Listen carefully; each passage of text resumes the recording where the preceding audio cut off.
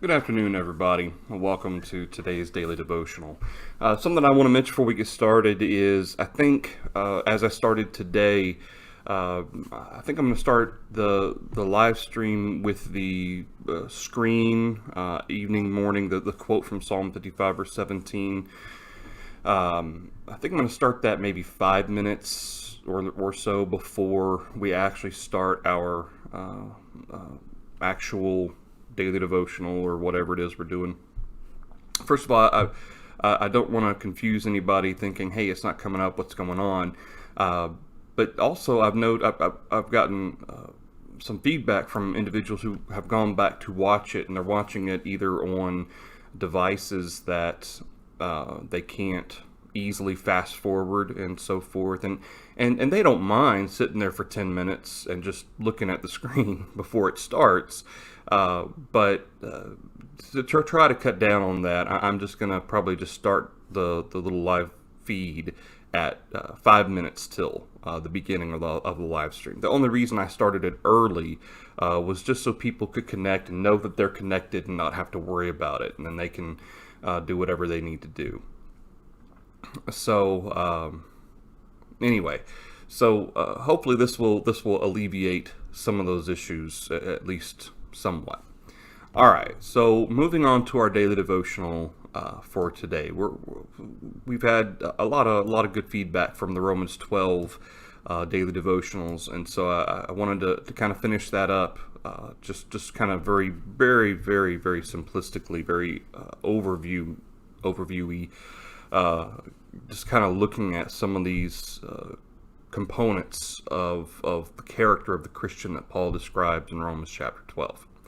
So in verse 14, as we didn't really talk about a little bit yesterday, bless those who persecute you, bless and do not curse. Of course, we know from Matthew chapter 5 that we are blessed if we're persecuted, when we're persecuted for the name of Christ. And so Paul carries on that thought that Jesus gave on several occasions about being persecuted for his name's sake. He carries it on to understand how we're to treat those who mistreat us. Bless those who persecute you. Bless and do not curse. And this speaks to realizing that these individuals, just because they may hate us and just because they may mistreat us or even potentially kill us, that doesn't give us any excuse to feel the same way towards them. Or to fight back against them. In this context, we're talking about those who are either sanctioned by the government or the government itself. Okay, but certainly from the perspective that we should not have malicious or evil intent towards others, especially those who mistreat us. We should bless them, pray for them. Okay, is kind of the idea there. Pray for them and understand that they are souls that need saving, and they're doing what they do because they don't understand. Okay, they don't realize the full implications maybe of what they're doing, and so certainly that is a component that needs to be in the mind and in the heart of every Christian, is that no matter who, I mean, it's easy to pray for those who like us and who treat us well, but it's not so easy for us to love the souls of those who hurt us and to pray for them. That's much more difficult, and that's part of what Paul calls on the Christian to do. And then he says in verse 17, repay no one evil for evil, have regard for good things in the sight of all men. It's interesting in the King James, this phrase here is honest. Have regard for honest things in the sight of all men. But the term in the Greek is kalos. It's beautiful. Have regard for beautiful things on the sight of all men. The idea here, first of all, the repay no one evil for evil. This is not eye for an eye. Again, from a malicious or heart intent. Keep in mind that eye for an eye is often misused. That concept from the old law, that was a civil aspect. That was a civil component of the physical law that was to govern the children of Israel as a nation. eye for an eye, as we often hear it used, and especially as we're looking at it here in verse 17, is to understand that that is not to be our mindset, our attitude. Okay, regardless of what the laws of our land suggest with regard to justice or whatnot, we are not individually to repay evil for evil. Our efforts with other people is to put our best foot forward in being the example of people who love others, of being an example of individuals who care about setting the right example. Part of what Paul's, and that kind of incidentally carries weight from verse 15 as well. And then when he says, have regard for the beautiful things in the sight of all men, there's two aspects to this. One, despite what men may think, certainly there is the aspect that we should have regard for beautiful things, especially things that relate to God. Honesty is certainly one of them, which is why the King James refers to honesty. But certainly having integrity, having character, certainly honesty would cover the aspect of not lying, not stealing. And so all of those characteristics and all those resisting the impulses of doing what others may be doing that are not right, certainly is a part of that. But have regard for good things in the sight of all men. It isn't just the aspect of setting forward the good example for that purpose. Remember when Jesus says in Matthew chapter 5 that that we are to let our light so shine before men that they may see our good works and come to glorify our Father in heaven. That aspect of the importance of setting our example, we do that as a byproduct, not to be seen of men. And I want to emphasize that in verse 17 as well. We are to have regard for beautiful things regardless of what men may think and regardless of who's watching. And that's kind of part of the importance of acknowledging that Paul uses the term kalos here and not agathos. If it were have regard for agathos, beneficially beautiful things in the sight of all men, then the focus would be on helping people to come to a knowledge of the truth. And certainly that would be a part of our effort. But the fact that Paul emphasizes beautiful instead of beneficial suggests that the focus is not on because men are watching you and you're hoping to bring them to the gospel, but rather the emphasis is on regardless of what their reaction is or regardless of what their thought process towards you may be, you make sure to hold your integrity fast to God, which goes back to the repay no one evil for evil. You have a higher standard, and you have somebody who is watching you and judging you, regardless of what other people do to you. And so that's part of what Paul describes in verse 17. That's verse 18. If it is possible, as much as depends on you, live peaceably with all men. This, of course, with James chapter 3 at the end, verse 18, peace, oh, come on, Michael. James chapter 3, verse 18. I'm going to misquote it real quick here. So I'm going to. The fruit of righteousness is sown in peace by those who make peace. And that's part of the character or the wisdom that is from above. And so going back to this verse 18, part of our wisdom, part of the character of God that is to be in us is, again, when we view others, we view souls that need to be saved, which means that we're not lashing out. We're not picking fights. And we're very, very careful to not compromise the truth while at the same time being tactful and being diplomatic. There is a line that you can walk that isn't equivocating and it isn't sugarcoating, but at the same time, you're not going out of your way to pick a fight or try to escalate tensions or something like that. But there's also this other aspect too when Paul says, if it is possible, which suggests that sometimes it may not be possible to live peaceably with all men. As much as depends on you, it may not depend on you. Okay, and this is part of what helps us to understand that there may be occasions where you're unable to live peaceably with people, and there may be multiple ways of dealing with that. Okay, if it's, Paul at times left cities, because either the Jews were mad at him, or the Ephesians, were mad. The whole city was mad at him. For whatever reason, sometimes you have to do different things that yields in the face of that sometimes, to be able to continue to go on, and that isn't compromising the truth.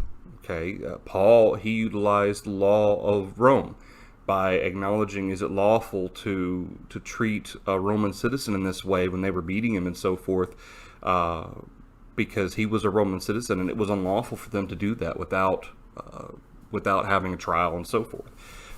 So Paul was able to utilize those means. It wasn't Paul escaping punishment or escaping persecution or anything like that. That was Paul utilizing the tools at his disposal to be able, not only he was looking out for them certainly, but to look out for himself too. I mean, if you don't have to put yourself in that situation, then you stand for the truth. But then if you have that opportunity to escape, Acts chapter 8, after Paul's persecuting the church spread. They didn't stay in Jerusalem. They took off, and that served the purpose of spreading the gospel and spreading the kingdom of God.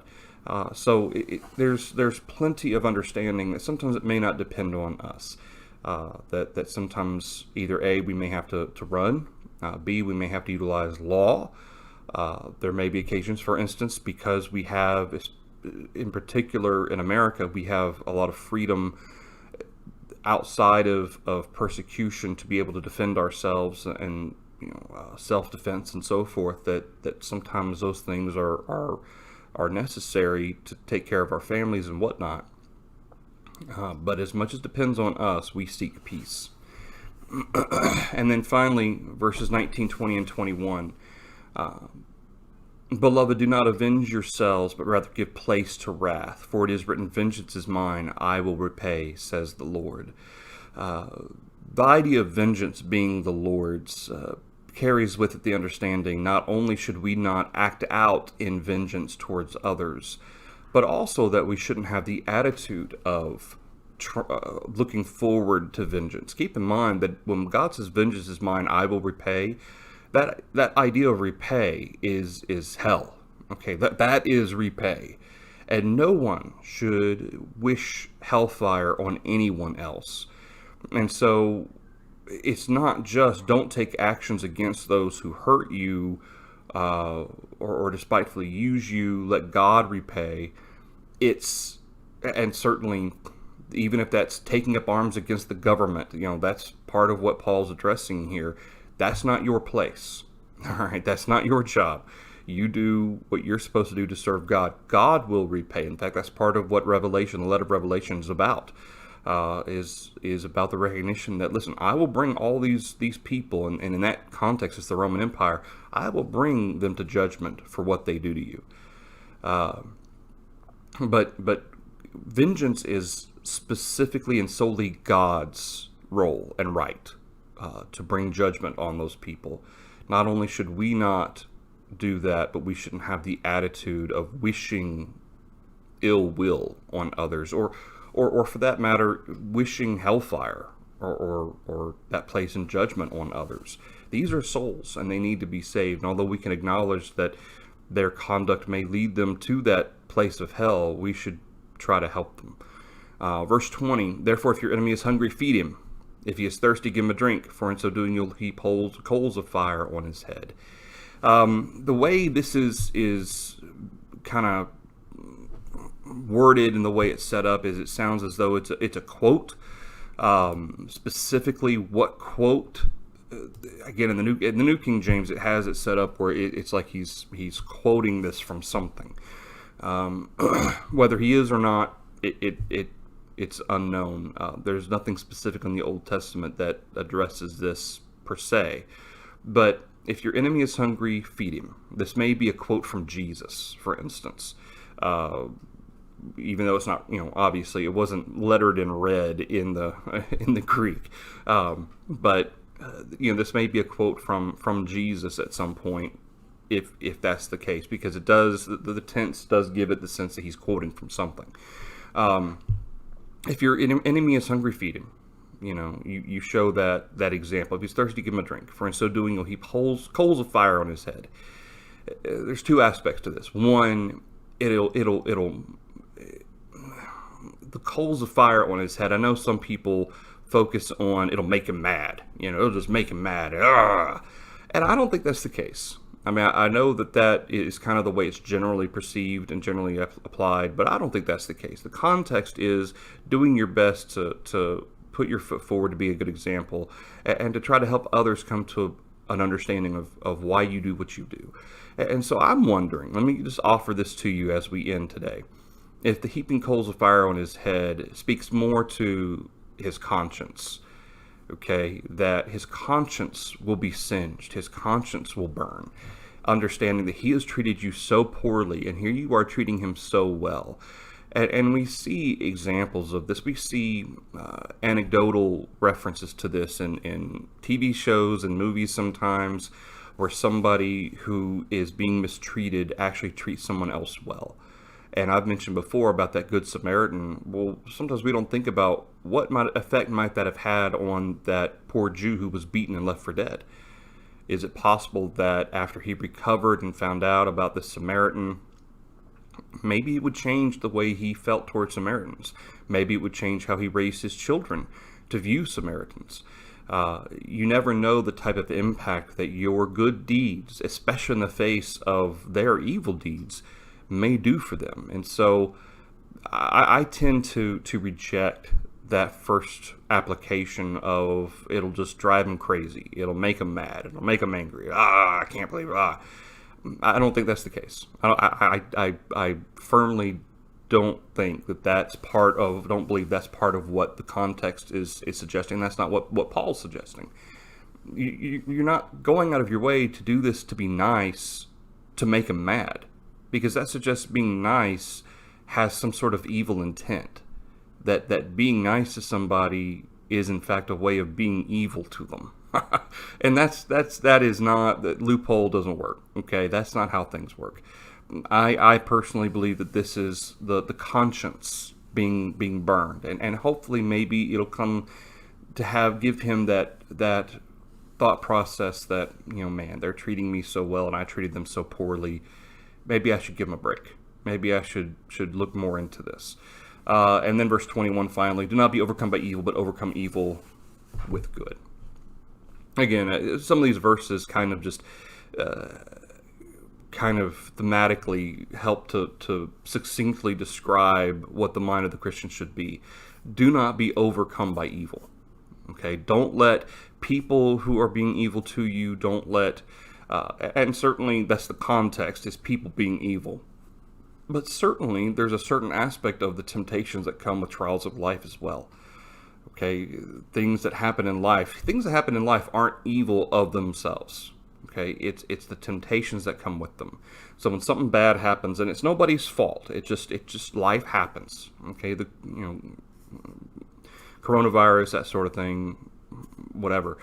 Things that happen in life are not in and of themselves evil, but the temptations that may come with them, don't let that overcome you either. Okay, this is certainly a very broad, even though the context is about people and their evil actions, it can certainly apply to the temptations that come from events in life that put us in a position to be tempted and tried. But overcome evil with good. And here in verse 21, that good actually speaks to the context of what this is in dealing with, is that this is specifically people who are doing these things to you, because that term good is agathos. Okay, so overcome evil with things that are meant to benefit. meant to help others. But like I said, there is an application to things of life that can help as well. To overcome that stuff with beautiful things certainly would be the opposite of that.